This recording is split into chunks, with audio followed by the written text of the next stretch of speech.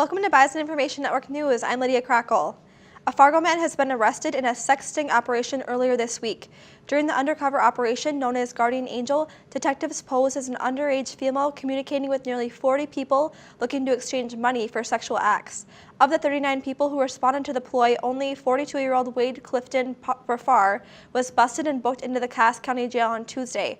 Fargo police conducted the sting along with the North Dakota Human Trafficking Task Force, Homeland Security, North Dakota Bureau of Criminal Investigation, and the Metro Street Crimes Unit.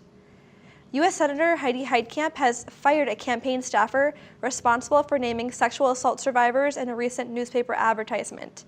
The ad, which ran in several newspapers locally and statewide Sunday, identified 127 women as victims of domestic violence, sexual assault, or rape, a release that the women say was not granted.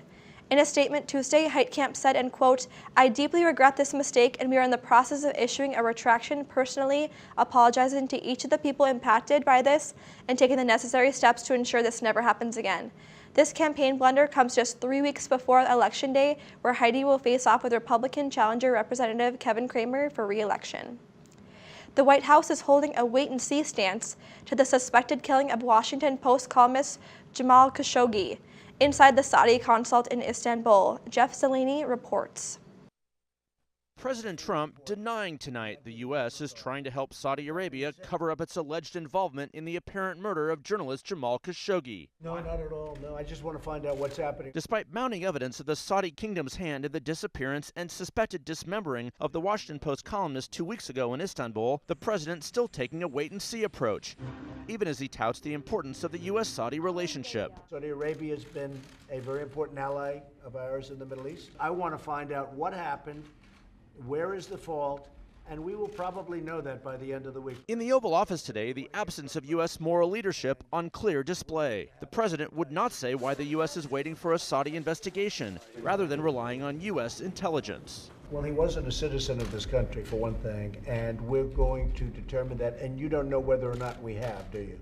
Well, No, but do you know whether or not we've sent the FBI? Have you sent the FBI? I'm not going to tell you. Well, why don't you tell us? Mr. President. Why would I tell you?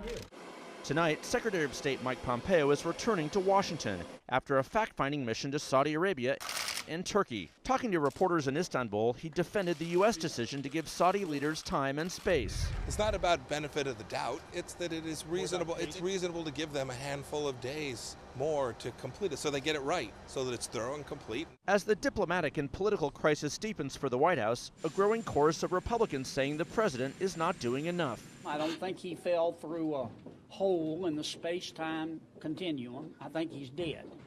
And I think the Saudis killed him. With the exception of Israel, I trust every country in the Middle East as much as I trust gas station sushi. I hope he's listening to all that information, not just the arguments that are coming from Saudi officials.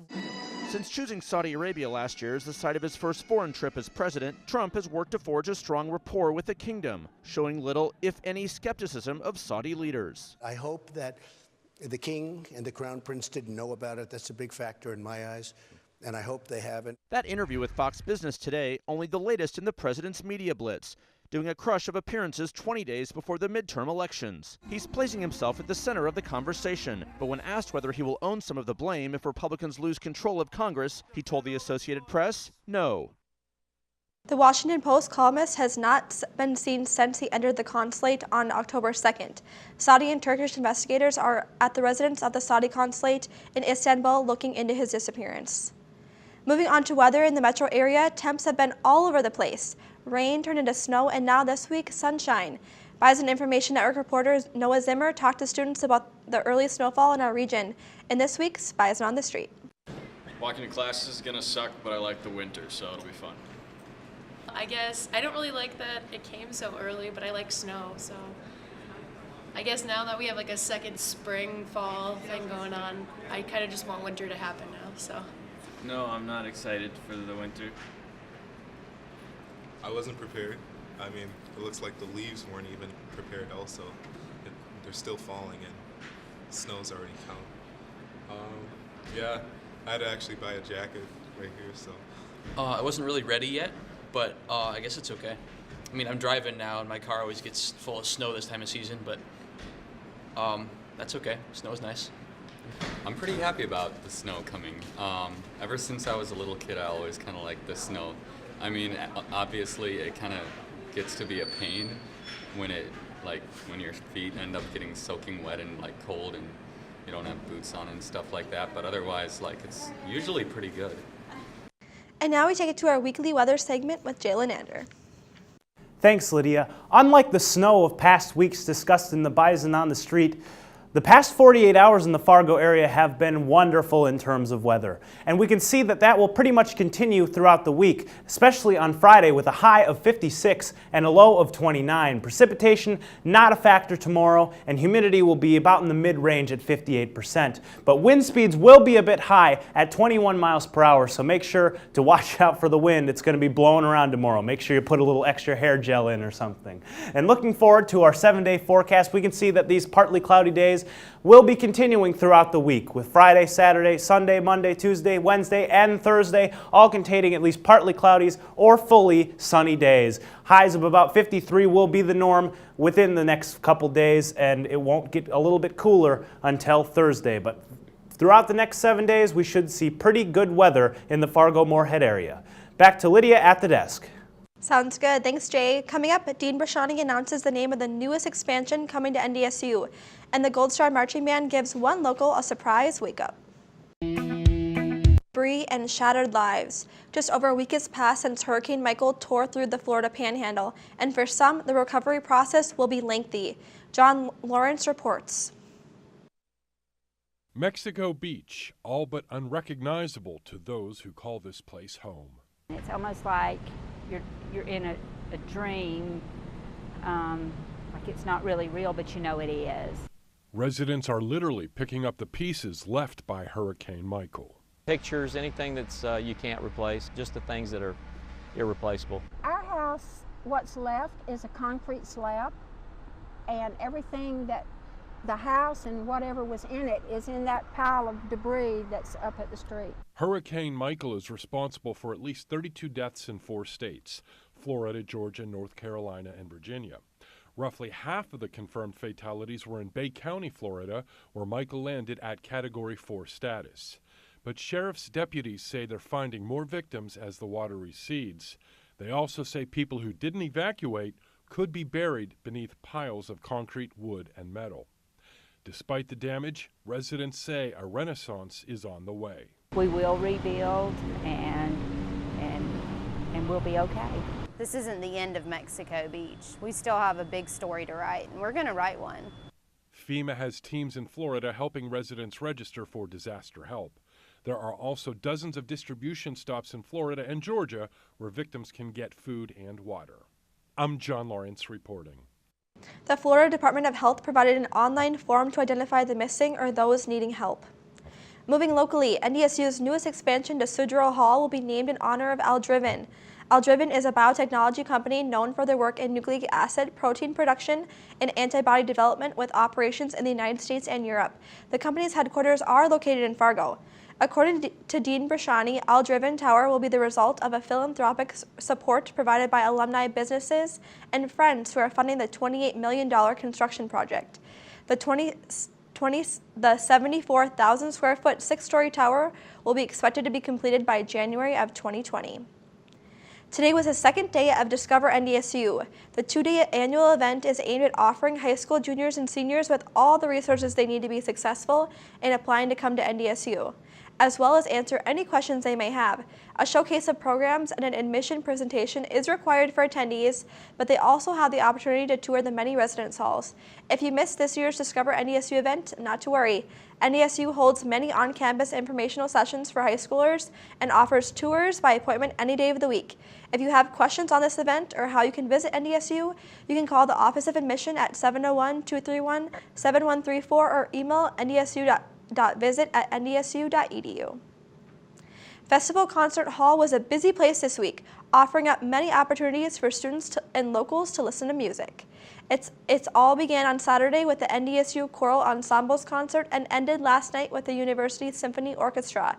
Attendees also heard from jazz ensembles and the University Concert Band. Students in the music program say it's fun to perform with fellow music lovers and classmates who they don't always get to collaborate with. Students in the music program also had the opportunity to play on tour at schools in Minneapolis. But music was not only heard on campus. The NDSU Gold Star Marching Band made its way downtown Wednesday morning. Eric Diedrich serves on the Bidders Bowl committee and created a package that people can bid on at the Bidders Bowl that sends the Gold Star Marching Band to do a wake-up call for a person of their choosing. Happy birthday to you. His parents won the bid, and Eric was surprised by his own package idea for his birthday, getting a wake-up call at 7 a.m. The Gold Star Marching Band met up for donuts early Wednesday morning before lining up on Broadway just outside the Fargo Theater for their performance, and Eric was not disappointed.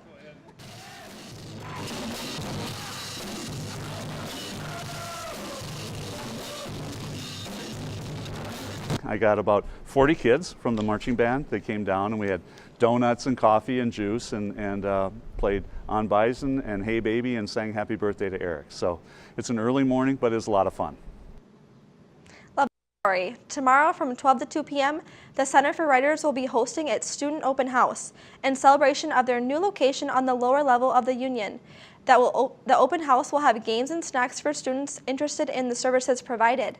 The Center for Writers offers free student writing assistance. Students can meet one-on-one with advising students and receive help with their writing, no matter the genre or purpose. The center also provides writing workshops and boot camps for those working on their dissertations and theses. Students, undergraduate, graduate, and lecturers are a really interesting group of people from different disciplines, and we all work very well together. And it's really fun to help students develop the skills to be successful in communicating. Undergraduate students can make appointments online for half-hour appointments, and graduate students and staff can sign up for 50-minute appointments. After the break, the Mega Millions jackpot is at its second highest amount ever, and what NDSU's health services has made available to you to prevent you from getting sick this year. The Mega Millions jackpot is nearing a record high at $900 million. This is the second largest lottery jackpot in U.S. history after no ticket matched all 6 winning numbers during Tuesday's drawing. The jackpot has been growing since July 24th, when 11 workers in a California office shared $543 million, the largest prize ever won on a single game ticket.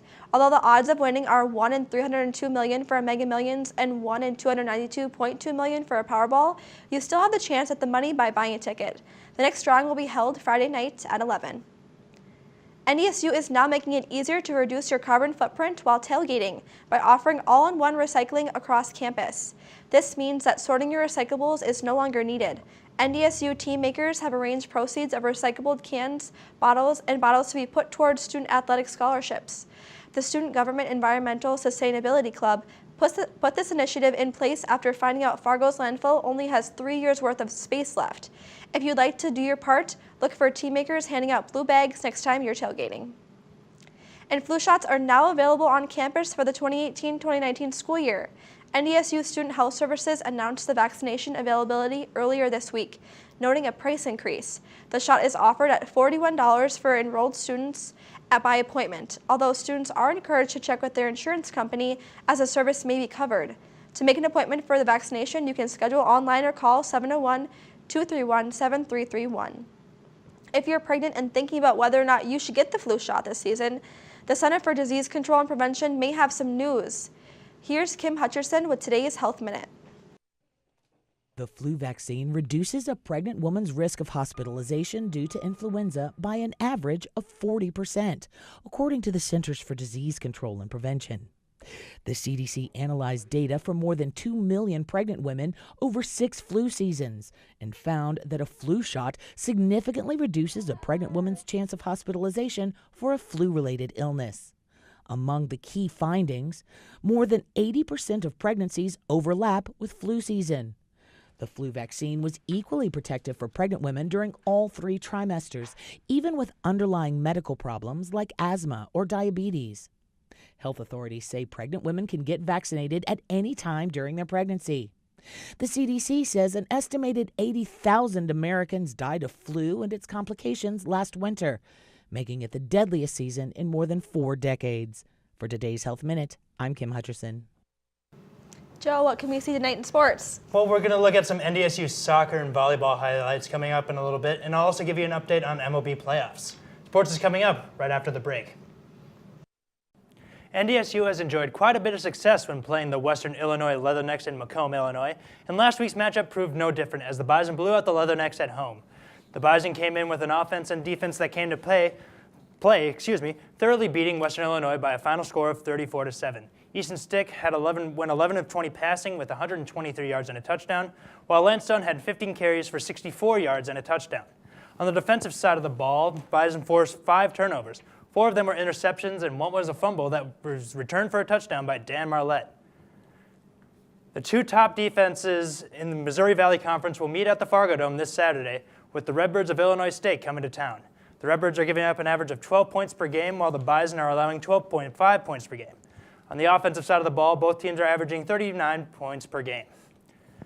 Going into the matchup against South Dakota. Great balance, great vision. One of the best that is probably in FCS, and we'll have our hands full. And the other one's pretty dang good too. And so we have to be able to slow down the run game. Going into the matchup against South Dakota State, North Dakota State knew that the scoring chances were going to be limited. They were very limited in the first half as the Jackrabbits outshot the Bison 5-3. We're going to pick things up here in the second half. See NDSU there, along with South Dakota State right there. We're going to pick things up in the second half here, as I said. Roxy Remmer with the corner kick. Unfortunately, the header is going to be off the mark and go the opposite way, quite frankly. But here we're going to see a throw in here by the Bison as Holly Enderle picks it up. She moves around the defender, fires one on net, but look at this diving stop by the South Dakota State keeper to keep things at 0-0. And here we have another corner. Mariah Haberly fires it in there, number 2. And Hannah Norman just off the mark there, but Roxy Remmer, and just a few minutes later, feeds it to Mariah Haberly on the outside with the left foot, bending it like Beckham for the goal. And that puts the Bison up 1-0 in the 75th minute. That would be Mariah Haberly's 6th goal on the season, and that would be proved to be the only goal scored in the game as the Bison win this one 1-0. The next game will be against Oral Roberts on the 19th of October. UND and North Dakota State matched up for the second time this year in volleyball. The Fighting Hawks won the first meeting back in September in 5 sets. And the Bison were looking to even the season series in front of a packed crowd, and people were getting turned away at the door. Pick things up on the very first serve of the match. Allie Mock takes the bad pass and puts the Bison on the board in the very first set. However, UND would take control as look at that kill by Kayla Williams, just past the reach of the Bison defender to win the first set, 25-22. Second set, Mock's kill dug by Talia Flores, slammed back down by Emily Halverson for a point. And then Darian Thiakowski drops the changeup just in over Halverson to win the second set, 25-22. Third set, Alexis Bachmeyer with a powerful right-handed strike off from Callie Hegerly, so the Bison would win the third set, 25-12. But in the fourth set, Jordan Vale gets one of her many kills in the fourth set as the Bison rally falls short. UND would win the fourth set and the match 25-16. Overall won the match 3-1. UND, we are inching ever closer to the World Series, and each of the championship series are coming down to the wire. In the American League Championship Series, the Boston Red Sox have taken control of that series, currently leading 3-1 over the Houston Astros. Game 5 is happening right now on TBS. The starting pitchers are David Price for the Red Sox and Justin Verlander for the Astros. Over in the National League Championship Series, the Dodgers are coming off a huge win in Game 5 versus the Brewers, thanks to a dominating performance by Clayton Kershaw. Game 6 is scheduled for tomorrow night at 7:39 p.m. over on Fox Sports 1. Starting pitchers for Game 6 will be Hyun-Jin Ryu for the Dodgers and Wade Miley for the Brewers. Thanks, Joe. Up next, an Illinois man grows a pumpkin weighing over 1,000 pounds. A 1,510-pound pumpkin grown by an Illinois pumpkin enthusiast has won the blue ribbon for the largest pumpkin in the state. Wheaton resident Joe Atkins said he grew the giant gourd in his backyard. Erica Sargent has more. There's a lot of work that actually goes into getting a pumpkin this size. 1,510 pounds, top in the state, and it all starts with the right seed. They're easy $400, $500 a piece. It's a bit of a risk. It's slightly a gamble. You pay $500 for a pumpkin seed, it might not even sprout. Next up, the soil. Send it off to the lab, get it tested, we get the results back, and we add the amendments in so that we have the perfectly balanced soil. Joe Adkins even heats the soil with underground coils in the spring to jumpstart the growth. It's almost like magical. Magic, like the speed of the growth. Rapid growth stage of these giant pumpkins, they can grow 50 pounds a day. Another key, the water, and lots of it. Rainwater is best because it's filled with nutrients. With the city water, they just don't grow as well. All right. Like a surgeon, Adkins sets up his tools and gets ready to go to work carving. You can already see, look, here's a nose here, and there's going to be some eyes. Despite some cooler temperatures over the next week, the weather should be pretty decent for the next couple days. Highs around 50 will be common over the next week, and lows in the 30s will be frequent as well. Do keep in mind that wind speeds will remain high, but if you're living in the Fargo, this will likely be no surprise to you. And of course, right now is our last look at the 7-day forecast for the next week. Thank you for watching this edition of Bison Information Network News. Be sure to check us out on our Facebook and Twitter and catch us right back here Thursday night. Have a great night, everyone.